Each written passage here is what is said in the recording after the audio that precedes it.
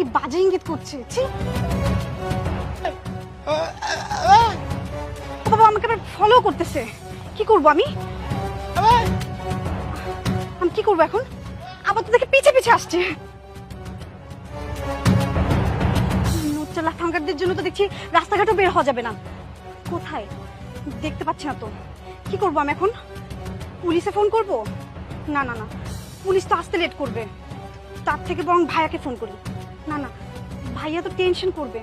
না, তার থেকে বরং আমি এখন বাসায় চলে যাই।